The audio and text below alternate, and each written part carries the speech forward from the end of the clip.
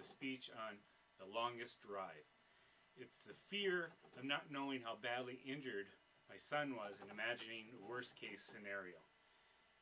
Today I'm going to elaborate on what happened to my son during one of the only hockey games that my wife and I were not able to attend out of all the hundreds that he had played in.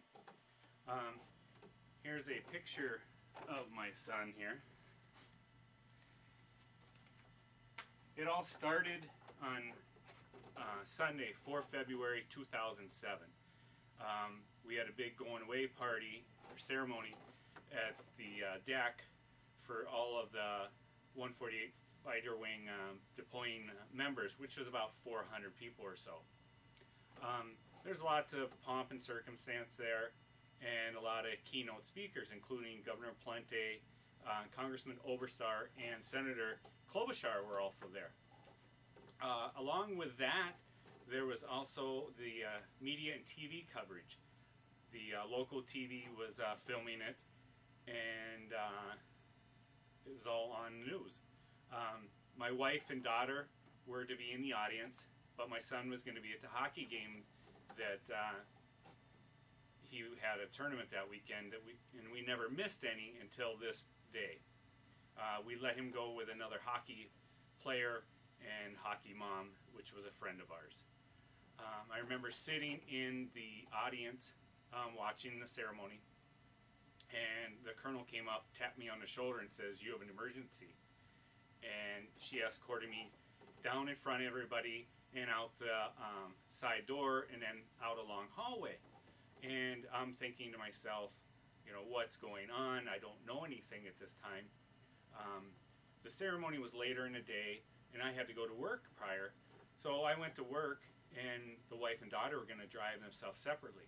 So I'm thinking about them. I'm also thinking of my son at the hockey game, wondering what's going on. After we walked down the hallway, we were received by a deck employee who handed me a phone number and said, "Here's your contact, you need to call them." So I called them, and it was the Moose Lake Hospital. And I found out that my son was checked from behind in the hockey game that he was playing in. While that was going on, the base commander interrupted the keynote speaker and paged my wife and daughter to come down, and so that they could find out what was going on. Needless to say, within a flash, they came bursting in the room where I was with fear and panic, wondering what was going on. I told them little information that I did know, and then we began our journey to Moose Lake. Of course, it was wintertime. The roads were slippery and icy, and we couldn't travel that fast, and it was a long journey. Along the way, being it was televised, all of our friends and family members saw it and were calling us, wondering what was going on. We gave them the little bit of information that we knew at that time, and the fear and panic that we had, our family members were also feeling. We arrived at the Moose Lake Hospital and went in, got greeted by a nurse who took us into Derek's room, and it was a joyful sight seeing him sitting there alert and being able to move. The doctor came in, told us that his condition has improved, that he was really worried before, being that he was checked from behind, that there could have been some back injuries.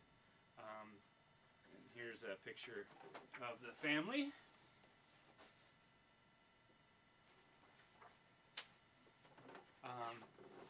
During the seemingly never-ending drive from Duluth to Moose Lake, I felt some of the most scary emotions that I've ever felt.